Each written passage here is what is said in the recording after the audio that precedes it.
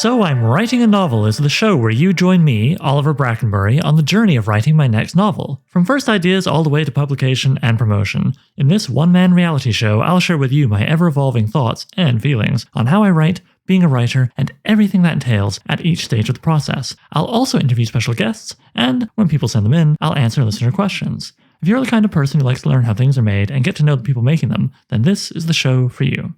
I'd like to say a quick thank you to our Patreon supporters who make this show possible. Patrons receive perks like me not bugging them about the Kickstarter as much as I've been bugging everybody else about the Kickstarter for New Age Sword Sorcery magazine. Have you checked out the Kickstarter? Anyway, if you're not a patron already, you can check out all the other perks and exclusive content over at patreon.com/soimwritinganovel. So yes, obviously I have the Kickstarter on the brain as I record this. It is Sunday, February 5th. And we are at 57% of our minimum funding goal. We got a whopping 50% in under 24 hours, which felt great. And then, these things tend to slow down a little bit afterwards, which is quite the come down, but I'm feeling cautiously optimistic. I hope this recording isn't like tragic in retrospect later. Anyway, given that I have magazines and publishing them really on the brain this month, I thought it would make sense for our interviews to be centered around that. And thus, I have on 2/3 of the editorial staff of Old Moon Quarterly magazine, a wonderful, equally new publication. They debuted their first issue back in the summer, and they are currently working through their submissions for issue number 3. Old Moon Quarterly is also a sword and sorcery magazine with its mind on how to make itself a profitable, long-term sustainable venture. So hopefully I can be forgiven a little bit for bringing up my own thing in the interview more than I might have otherwise. It probably also didn't help that we recorded this a couple weeks ago when I was at the height of just my mania of preparing for the Kickstarter. So yeah, you'll hear that in my voice too.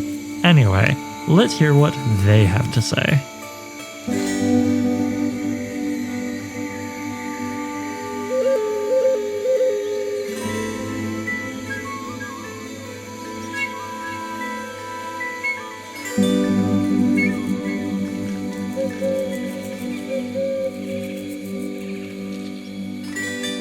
And here we are with Graham and Caitlyn. Hey guys. Hello. Thanks for joining me on Saturday morning, and it was lovely to see your two beautiful dogs. What are their names, by the way? Maurice and Ella.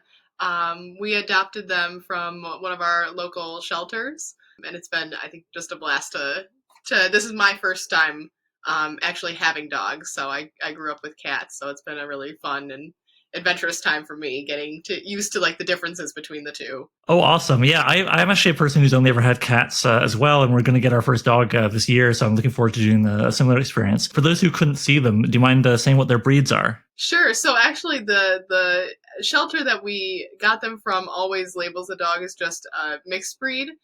We suspect that Maurice is a pit bull and a mastiff, French, mastiff mix, and we suspect that Ella is a pit bull and English bulldog mix based on their characteristics and how they look and things like that. But we don't actually know for sure. Right. My partner always likes to call dogs that are kind of hard to judge mystery meat, which I'm a big fan of. But yeah, I thought I saw some bulldog in there. They look lovely. All right, but this is not dog podcast. This is so I'm writing a novel, blah blah blah, literary stuff. So yeah, you guys are 2/3 of the team behind Old Moon Quarterly. I probably babbled a bit before the interview began, but I just want to make sure I get this right. What precisely, Graham, maybe you go first and then you, Caitlyn, what are your roles with the magazine? So I'm the assistant editor. So prior to this will be the 3rd issue we're releasing. Prior to that issue, Julian did all of the editing and the layout and so on his own. I helped him a little bit with layout for issue 2. But now I help him with the slush file. So we went to 8 cents a word for this issue and our issues after this. So we got a little bit more of a slush file from that. So we figured he might need some help. So I'm helping work through that. And I think Caitlyn also helps with the first reading. And Caitlyn also helps with the art acquisition, I think. She does some of the art herself. She did the art for the first issue. Oh, I thought, okay, so that was your illustration on the cover of issue number 1? Yeah, it was. I think it was just, we hadn't necessarily, or rather Julian hadn't necessarily had time to really look around, and so it asked me to create something for the first cover. Oh man, I just thought you did like. Okay, so this is a good thing I asked. I misunderstood. I think asking on the tavern a few months ago, I thought you did like layout and social media. So I just thought you found the image or contracted an artist or whatever. But you drew that. It's awesome. It's so good. Oh, thank you very much. Yeah, and I do also help out a little bit with the social media. The Instagram account in particular is kind of my sphere of the social media piece. Good stuff. It's really really really great to have someone to help with social media for this kind of thing. I really with my thing, I looked into Kevin Beckett volunteering to help with that, and I would have been just lost without him because the bandwidth it takes to edit a magazine, it's a lot. Yeah. So could you please tell me what is the origin story of Old Moon Quarterly? Like, how long was the process from the very first thoughts of like, what if a magazine, through to the release of issue number 1? Sure. So, Caitlyn, sorry, she's stepping out to just grab the dogs real quick. So, I think the origin story was that I started submitting to magazines with my own fiction, and I like to write Sword and Sorcery, and there just weren't that many venues that kind of accept Sword and Sorcery, and the ones that did accept it they tend to be pretty indie outfits, and they didn't pay very much, and so Julian also loves reading Sword and Sorcery and horror and all that sort of thing, and he would often be one of my first readers for my own stuff. And when I told him, it's hard to land these stories somewhere, it's hard to find a home for them, and the homes that you can find tend to not pay very much. He was like, well, that that's disappointing. I think that what if there was a home for it? What if there was a place that was able to pay a little bit more for Sword and Sorcery, give these authors a little bit more pay, perhaps not exactly what they deserve, but closer to it. We always, I think, I've seen Neil Clark from Clark's World say that, the SFWA pro rate, it's 8 cents a word. It shouldn't be he shouldn't call it a pro rate. It's more like a baseline. I think that's a great idea, even if it is, a little bit unattainable for a lot of venues. But that was kind of the origin story, was that I was submitting my stories. I think Julian submitted a couple of stories to places as well, and Julian just thought he wanted to make a place for Sword and Sorcery authors to have a venue where they could get paid a little bit more. Okay, so when did you guys have that conversation roughly? Because if I remember correctly, OMQ number 1 came out, I want to say in August of 2022. It came. I think it released July 30th, 2020. Oh, okay. Like that. Yeah, right before August. So I think we started having those conversations probably in 2021. So probably towards the end of 2021, probably in the winter or maybe the late fall. Okay. And at what point, Caitlyn, did you get involved? I think I was kind of around as you guys were having some of those initial discussions. And so I would say, like, I've been doing the Instagram stuff kind of from the jump, from the get-go. With some of the social media pieces. And obviously I created the cover for the first issue. And then I think my roles kind of expanded kind of similarly to the time that Graham's role expanded, kind of going into the third issue as it's kind of become more popular, where there's more stories being submitted, more interest in being able to maybe look to some other artists, give them some opportunities to shine, and get to put some of their art on the cover. And I would also love to see us get to a point where we can include more art in the magazine itself as well. Yeah, no, it's really fun when you get to see like a black and white illustration of somebody's take on the character or the tale you're reading. Yeah, no, I look forward to that as well. I would love to see illustrations for some of the stories I've read already in issues 1 and 2. They're all very dynamic and captivating. So you guys had these conversations last year, and then the issue came out end of July. Were there a lot of stages between those 2 points, or was it just kind of like, yeah, let's do this, and then you put out this call for subs and you were off to the races? I'd probably have to talk to Julian more about that, but I think that from what I understand, we had the idea. He started to put together, here's the amount of funding that I can pay for the first, issue or two. So he does pay most out of pocket. Obviously beforehand, now that we're selling issues, all that goes right back into the magazine. But I think he put out the call for subs. I think he put it out to Horror Tree and Rylan, like the pro market website, or the pro market / semi-pro market website. And then just started receiving subs. I think, and then I announced it on the Discord too, the Whetstone Discord. But I think that was it. Yeah. Okay, nice and straightforward. So here's a question that we know can be answered for hours on end. I'll challenge you to try and be concise as much as you can. Why sword and sorcery, and how do you like to define this fantasy subgenre for whom quibbling over the definition is pretty much as established an activity as reading or writing it? Sure. I think we did Sword and Sorcery because we like to have stories that have a little bit of action in them. I think when Julian and I were looking at, and Caitlyn too, when we were looking at some of the other pro venues out there, it felt like a lot of what is being written nowadays tends more towards kind of like literary fantasy, which is fine, and we like to read it, but we just think they might be nice to have more venues that cater to more tastes. So things that allow a little bit more, blood and thunder and blood and guts getting into the story. I think it's fun to have that. So I think that's why we settled on it. In terms of our definition of sword and sorcery, I mean, it's pretty broad, right? I'd say so. Yeah. So it's not to the level of does it have swords and does it have sorcery? Sword and sorcery. I think it's probably it's like a gut feel, maybe more than a fully articulated. Because that's fair, man. Like sometimes people just follow their gut. I think it's we know when we see it, sort of deal. I know that's how Julian. He's not very big on genre distinctions and genre markers like that. He's not very invested in those kind of labels. So I think other than it has some action and it has some weirdness to it, it's mostly gut feel beyond that, I think. Well, I think that's totally legit. I was trying to articulate this to some people whom I knew getting too in the weeds of like, have you read this Howard story was going to be a waste of time, right? So I had to think about it, and I was like, well, get some action, that's a sword. Get some weirdness, that's a sorcery. Okay, I mean, yeah, and then just follow your nose, right?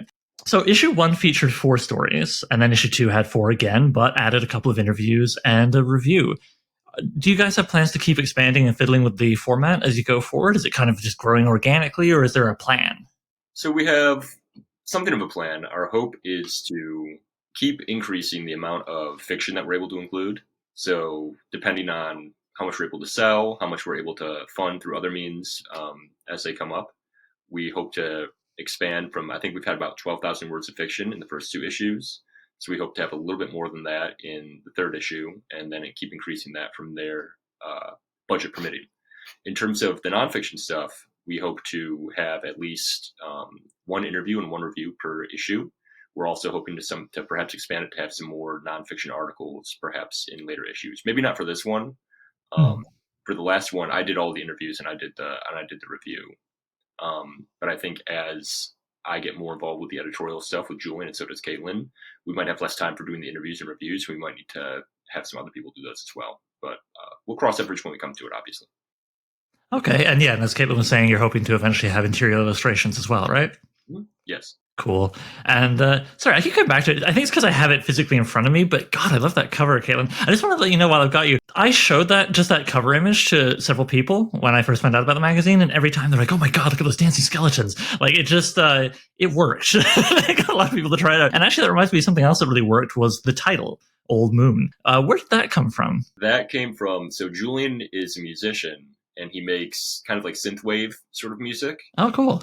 Yes, and his band is called J-Virus, and it's on Bandcamp. And on his latest album, which is called Mercury in Retrograde, he had a song called Old Moon, and it's pretty fun. It's almost more like, again, he doesn't like genres very much, so it's almost like an industrial metal song than a synthwave song, which kind of, it's in the ending song, so it's a very fun kind of transition for the rest of the album.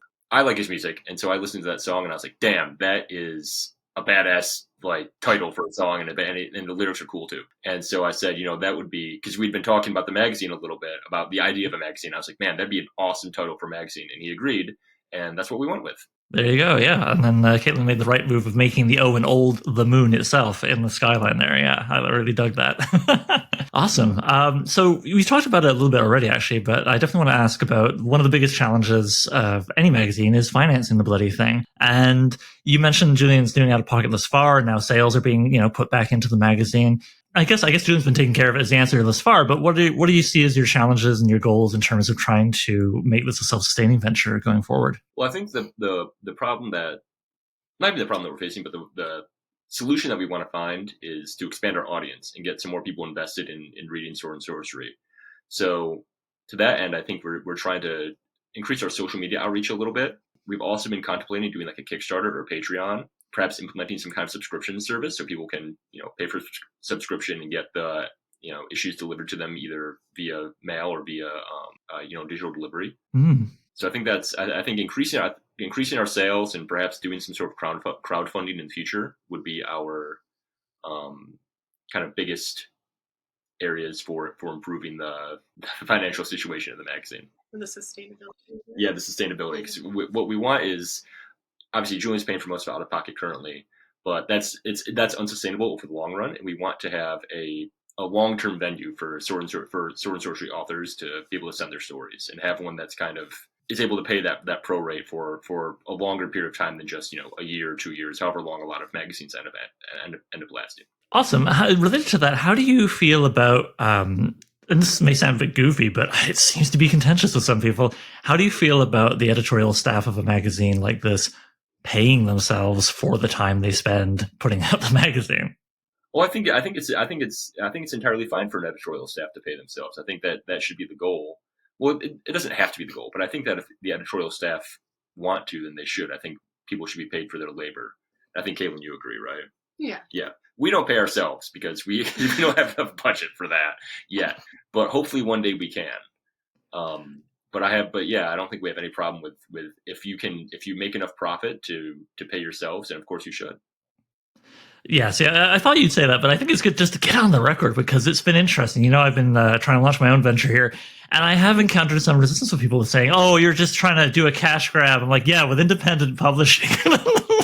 Like, that's the way to get rich. But it is strange. People get funny ideas about how much money is earned doing this kind of thing. And then they seem to think that, the editorial staff should do it as like an act of charity. And yet, and sometimes that's even the editorial staff themselves feel that way. And I mean, if you want to do it for free and you can afford to do it, and that's fine, then sure. But if you're trying to make a real go of it, and particularly I think if you want to pay creators well, which is obviously something you value, you need to be able to pay yourselves, because otherwise when you're having to work, 1 or 2 day jobs to keep food in your belly and so on, and on top of that do the magazine that you're not getting personally any funds for, eventually life is going to throw a big curveball at you, whether it's a medical emergency or something less dire. And what's the first thing to go every time there's an emergency, right? The stuff you do that earns you no money. So I think it's just wise to eventually, pay yourself a fair rate, as long as you're paying the contributors as well, of course, because that means it's more likely you can keep doing the magazine and you can keep paying more creators. So it comes around back to them anyway. But yeah, I guess you're always going to get some bad opinions on the internet of all places. Who could imagine it?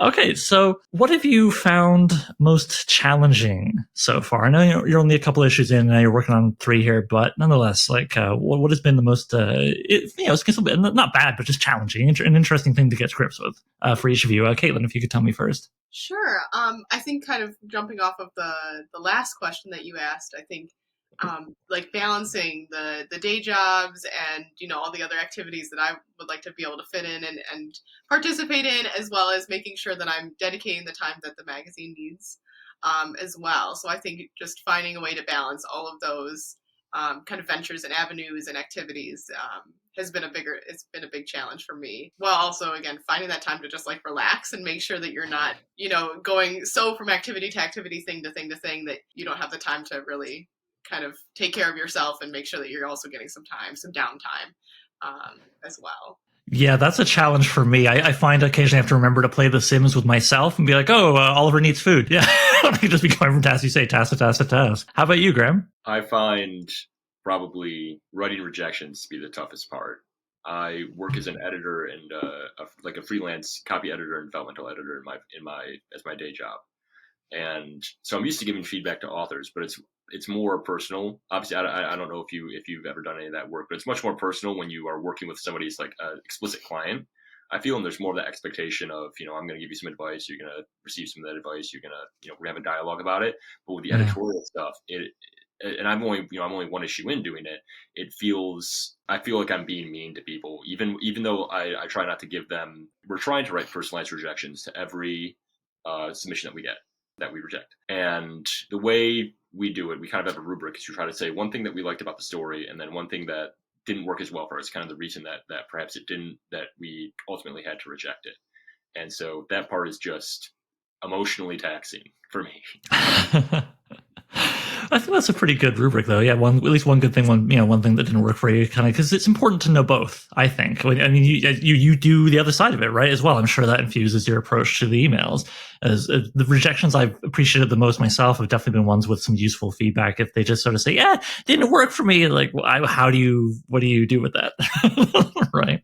But yeah, no, I think that's a pretty good approach, and I'm sure you'll get more comfortable with it at the time. I have been a coward and avoided having to do that entirely by directly commissioning all the authors in my magazine so far. So yeah, no, good on you for being brave enough to tackle the slush pile. If I'm lucky and my thing goes further, I do want to do open subs eventually. But when people have asked me like, why are you just commissioning? Honestly, the main reason is just cowardice. I don't know if I could tackle that many emails. How many subs have you gotten so far for issue 3? I'm not sure. I'd have to check. I think it's close. It might be a little bit under or over 200 at this point. Wow. and I know that's nothing compared to, say, some of the big, well-established fellows who get like 1,000 submissions or whatever, but, even just 200 just makes my eyes boil. Speaking of other magazines, and not mine, shut up, Oliver, which literary magazines do you two read and enjoy? Caitlin, if you could tell me first. Sure. I would say that one of the ones that I think I have the most familiarity with is probably Beneath Ceaseless Skies. I would say that's probably the one that I have the most familiarity with, the one that I'm able to read the most.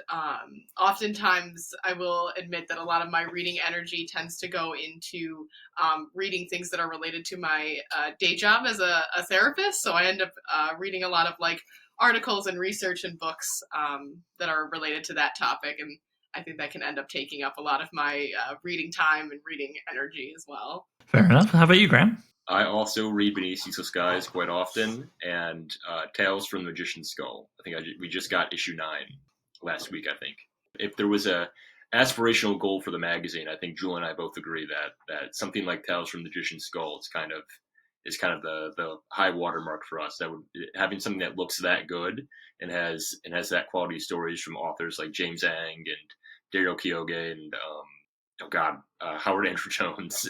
Yeah, I hear you. I'm right there with you. Tales from the Magician's Skull has been kind of my North Star trend and sort of my inspiration. Yeah. What do you generally like to see in a literary magazine? I mean, obviously good stories and good art, but is there anything sort of more specific that you always kind of look for when you're trying to be like, is this for me? I think so. Ultimately, everything has to go through Julian, but I think that what we're looking for in general are characters that we can really identify with. And this doesn't mean characters that we like, but characters that you can just get inside the head of and really like dwell there. And some solid weirdness. So whether it be in the setting, in the characters themselves, in some part of the story itself, something that is strange and spectacular and fantastic. That's to do like elements of melancholy and tragedy, I think have also been a big appeal. I can see that. Yeah, I definitely feel like I encountered, particularly in John Olfort's story in issue 2, a bit of what some people I think call the northern thing. Yeah, which I totally dig. But yeah, I can see what you're describing there playing out just in the issues we've read so far. I forgot to ask earlier. Gosh, I'm in a real manic phase preparing for my Kickstarter. I mentioned challenges that you've encountered. What has given you the most pleasure thus far in assembling the magazine? Graham, you can start. Man, maybe seeing the first issue come together from the outside perspective was really cool because I didn't have much involvement in it, and it was really nice just seeing that because I had a story in it, so I wasn't that much involved in that first issue. But Julian wanted to, he wanted to have one of my stories in there, so that was kind of really cool. And then for the first issue, for this current issue rather, I think getting to be involved in the process a little bit more and seeing some of the stories that other people have sent in has been really cool. I've seen some really incredible stories just in the slush pile, and it's interesting seeing authors who are hitherto unpublished sending in just some amazing stuff. And I know we don't have the budget to buy all of it, which is always disappointing. But it is really cool seeing all the great authors who are out there writing stuff and sending it in. How about you, Caitlin? Well, I would say like getting to make artwork for the cover of an issue is really cool. That's definitely been a new and interesting experience for me. It's not something that I've ever done before. So I think that was really cool. I think it's cool to be able to participate more moving forward in, again, kind of like looking to see and find other artists out there. And again, giving them, I think, similar to how Graham has talked about his conversations with Julian about how challenging it can be for authors to get published. I think it's also challenging in the visual arts realm to find spaces and places to kind of display your work and kind of get that artwork out there. And so I think the opportunity to be able to support other people in kind of that avenue of creativity and giving them a space and a place to maybe show off their artwork and show off their hard work is really cool. No, I hear you. It is really nice when you yourself have created, writing art, any kind of art, and you can actually try and treat other authors and artists the way you would like to be treated. It's a pretty good feeling. I wasn't going to ask about this because I didn't know you did the cover, but what is your artistic background? Because this thing's pretty tight. This is not amateur art on the cover here. I actually, my undergrad background is in art education. And so that's, I would say, I got most of my more advanced kind of studio experience trying to, I think I really tried to aim to get a lot of understanding of a lot of different materials. Because again, thinking about going into either education or, where I've ended up as a therapist, an art therapist specifically, I think having that knowledge of a wide variety of art materials, even if it's not, to quite a like truly professional, like really where you put a lot of time and energy and effort into working with like a particular material is great for both of those. But then I also did kind of pick an area to really, again, focus a lot of that time and energy and really try to specialize in. That is actually oil painting is probably what I've spent the most time working on. So this is a little bit outside of I would say the realm of my usual materials that I work with, because it's pen and ink for that first cover. So it was interesting to get to like make art that's maybe a little bit different than what I've made historically and what I tend to do. Awesome. Do you generally like to challenge yourself, I guess? I mean, I guess we all do to some degree, but you know what I mean? Like, do you see yourself being like, oh, maybe if I try to woodcut next, like, is that where your mind's going? Or do you like to sort of stick more to the oil? No, I think, and I think this is something that I encounter in my day job as well, is I do really like trying new things and even outside of like art making itself, finding those opportunities to like learn something new, try something new, be creative is really fun and really enjoyable for me. And I think is part of that, what kind of interests me and keeps me going and keeps me excited about something is getting to try these new things and kind of experiment a little bit. I'm definitely interested in, if I have the opportunity to do any future covers, being able to try and see if I can take it in some different directions or try some different techniques. Cool. It occurs to me, I've been surprised with my own venture in how a lot of skills that you wouldn't expect from someone end up coming in handy. Like I've really looked into a wonderful copy editor, Jordan Douglas Smith, who also has a lot of legal knowledge that's come in handy that I didn't bank on that. I'm thinking about you and your day job there. Maybe you'd be good for writing rejections with the language of therapy to sort of ease it through or something. I don't know. Have either of you found skills in yourselves or in Julian that you wouldn't have expected to be useful in the magazine that have come in handy? Well, Julian's day job, he's had a lot of day jobs, but his current one, he's a salesman and he's quite good at it. And so I think that his ability to figure out how to sell things, I guess that sounds generic, but his ability to sell things, I think, has helped because he has a lot of good ideas, I think, for where to start kind of generating revenue with the magazine and where to take it.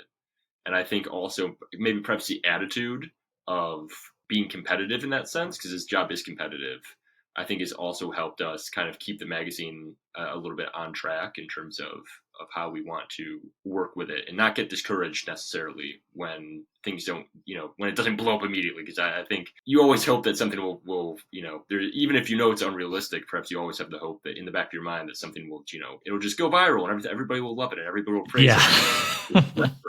You'll become an instant success. And of course, things don't go that way.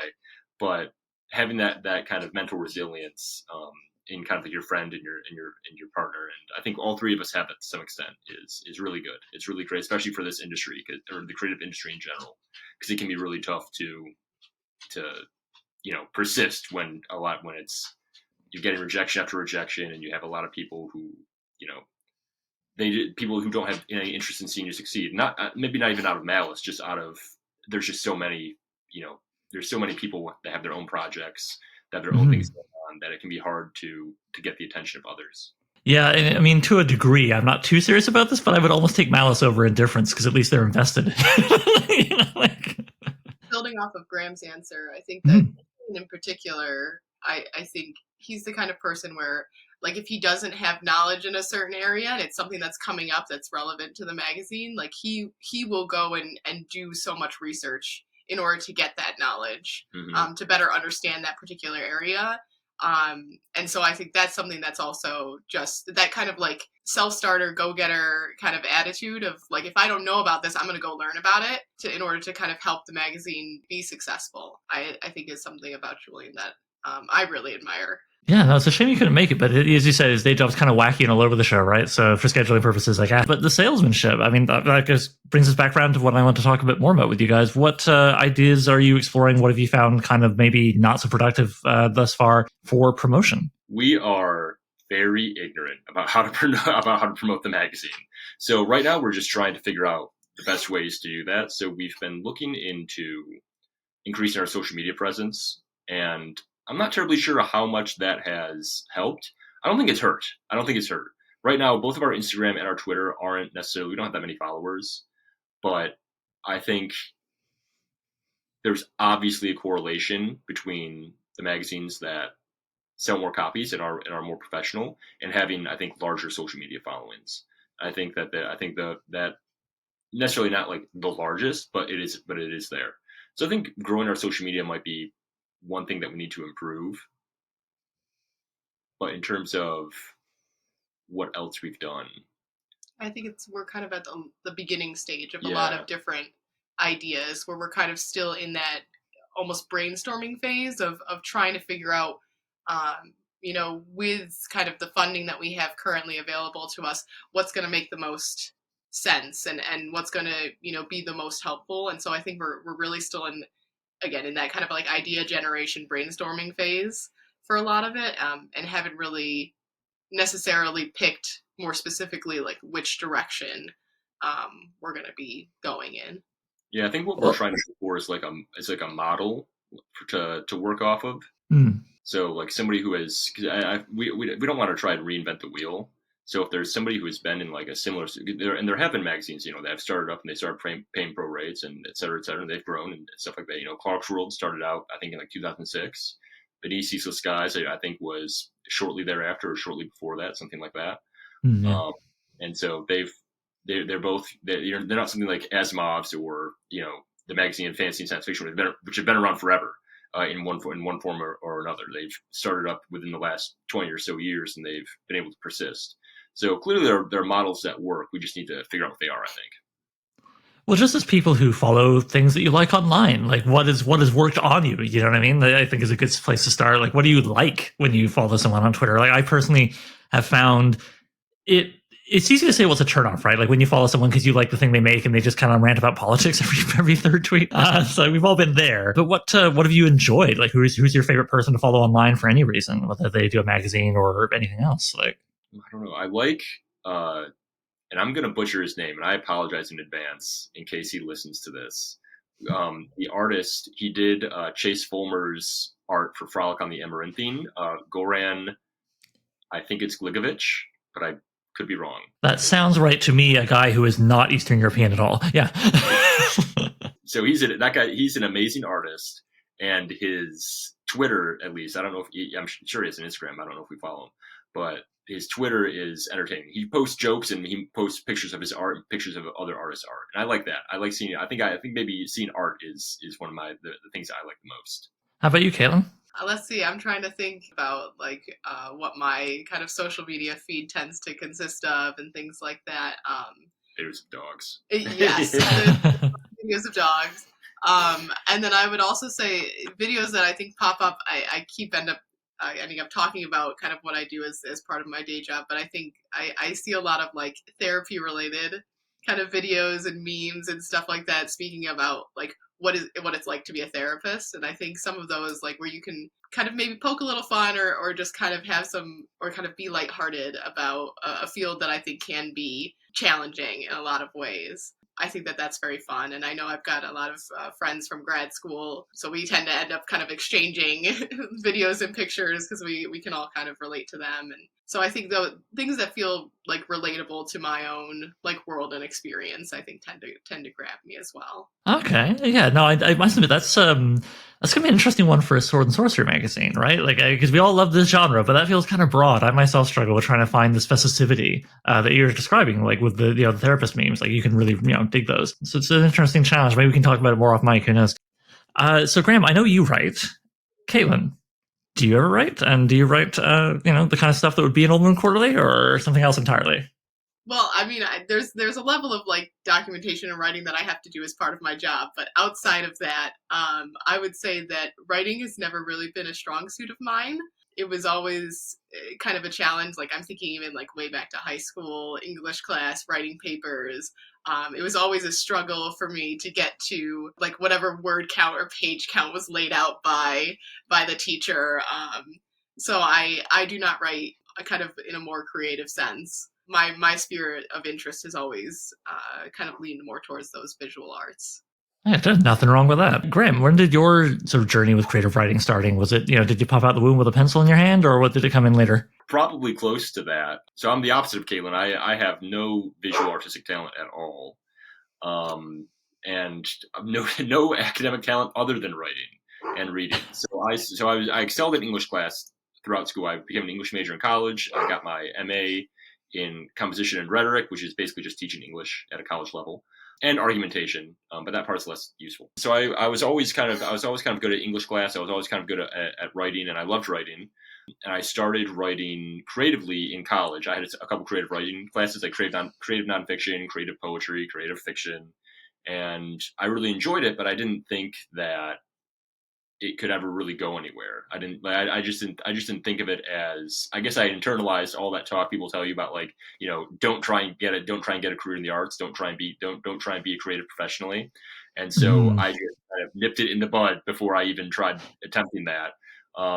Until I was working at a desk job in an office, and I was reading these magazines, like Beneath Ceaseless Skies and Fantasy and Science Fiction, and I just couldn't find like the kind of story that I wanted to read. And there was like a particular, I found a lot of stories I did like to read, but there was a particular kind of like feeling or an atmosphere that I just couldn't feel like I could find. And I was like, man, I don't know what to do. I want to read this kind of story, but it's not out there, at least not yet. And then I was like, eventually one time the light clicked on in my head, and I was like, okay, I guess I'll just write it myself. And so I just started and seeing how it went. And it was very fun. I still have a lot of fun writing, and I had a lot of fun writing my first stories as well. And I think it was that fun aspect that kept me writing, even when the first ones, they weren't published for a reason.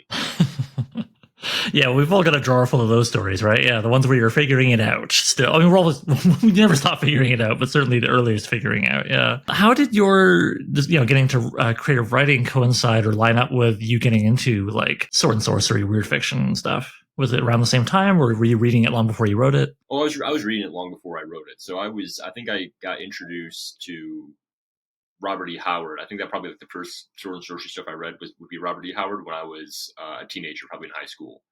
But before that, I mean, I was reading fantasy fictions basically since I could read. I think the first thing I ever read on my own was, and this will sound funny, but it was probably like the 5th edition Bretonnian army book for Warhammer Fantasy. I have an older brother. He's 10 years older than me. And he had mountains, perhaps literal mountains at this point, of RPG source books and like Warhammer books and all that sort of thing. And so I was, younger than him. I wanted to read all this stuff. And so I remember I can still remember the cover was what attracted me to it. And that still happens. I still judge books based on their cover and buy them based on it all the time, which I recommend people do. Yeah, people say don't do it, but it's like, what's the point of the cover then? Yeah. Yeah, I mean, you don't judge the content, but maybe like it's okay to base your purchasing decisions, I think. I mean, I'm preaching to myself, I think, at this point, trying to convince myself it's a good practice. but it had this really awesome, very colorful picture of like this, medieval knight with this big like red dragon on his helmet, and he's like charging like at you with all these other knights behind him, and I think there's like maybe like a dead orc or something like in front of him. It just looked really cool. It's exactly what like a 5-year-old or however old I was. It's exactly what I wanted to see and read, and so I started reading that, and then I transitioned from reading old British war game source books into novels. So I think I started reading like Brian Jake's his Redwall series. I think when I was a little kid, I loved that.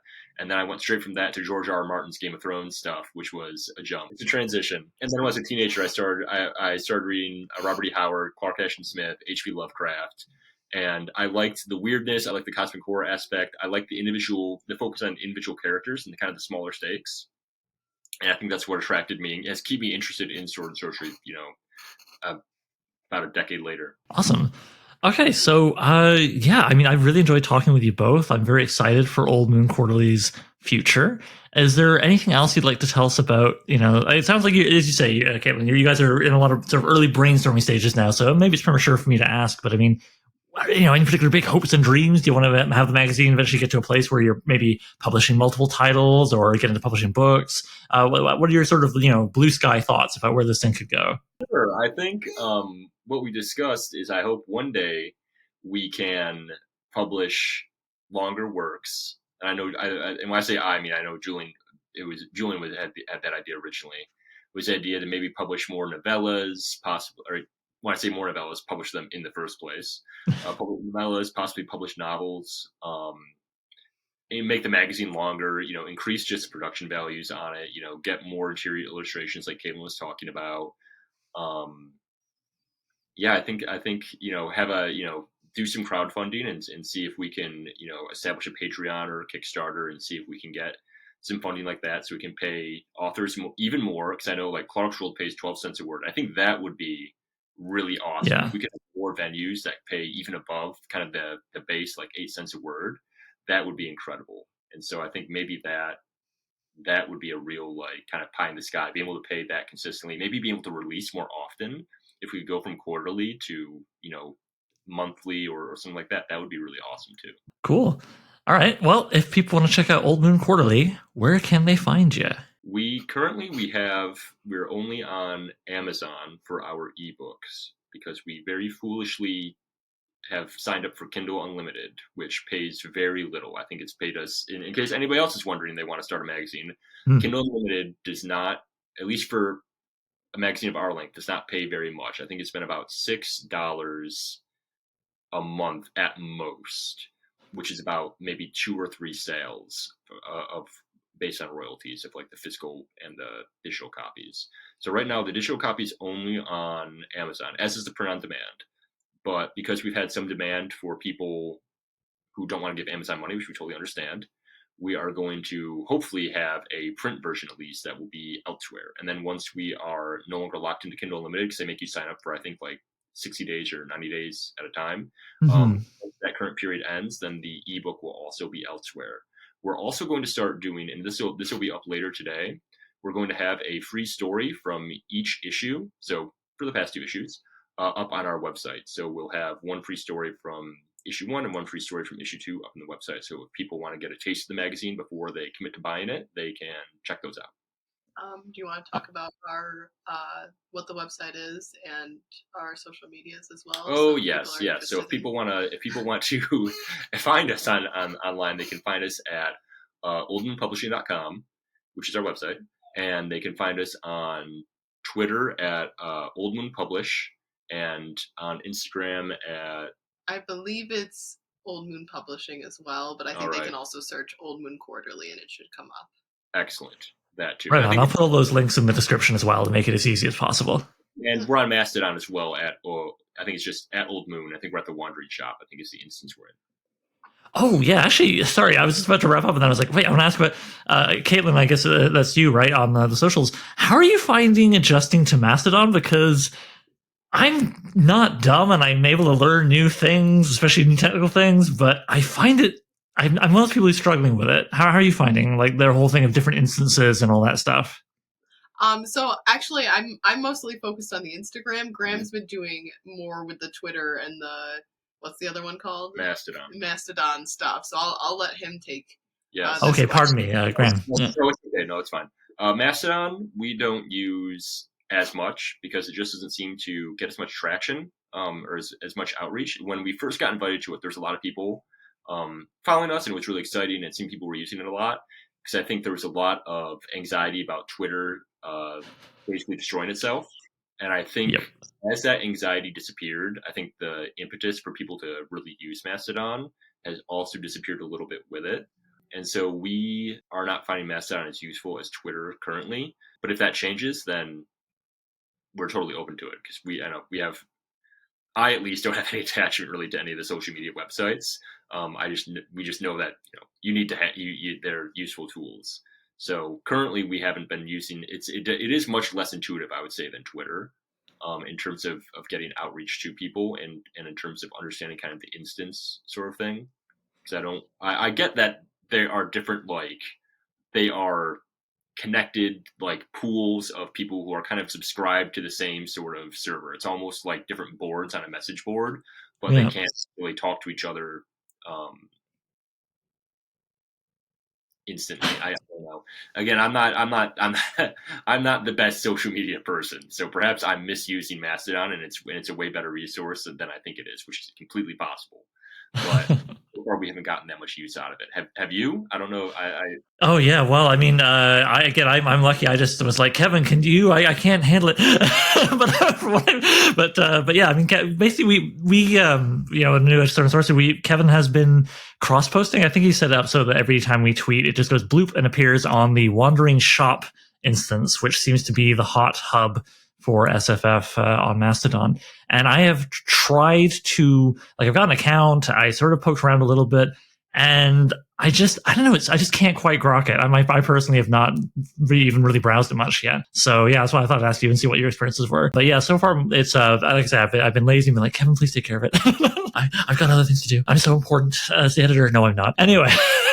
All right. Well, I'm really happy to have you guys on here, and I wish you all the best of luck with future issues of Oldman Quarterly. Thank you very much. Thank you. And good luck with the new edge of Sword Sorcery as well. I hope the Kickstarter goes really well. Thank you. Yeah, this is going to go up either just before the Kickstarter or during it, so who knows what mental state I'll be in by the time you listener are hearing this. But yeah, fingers crossed. All right. So I'm Writing a Novel features original intro and outro music by Gloria Guns and is hosted by yours truly, Oliver Brackenbury. If you'd like to submit a question, then please email it to soimwritinganovel@gmail.com. You can also holler at the show on Twitter. Look for @so_writing. That's @so_writing.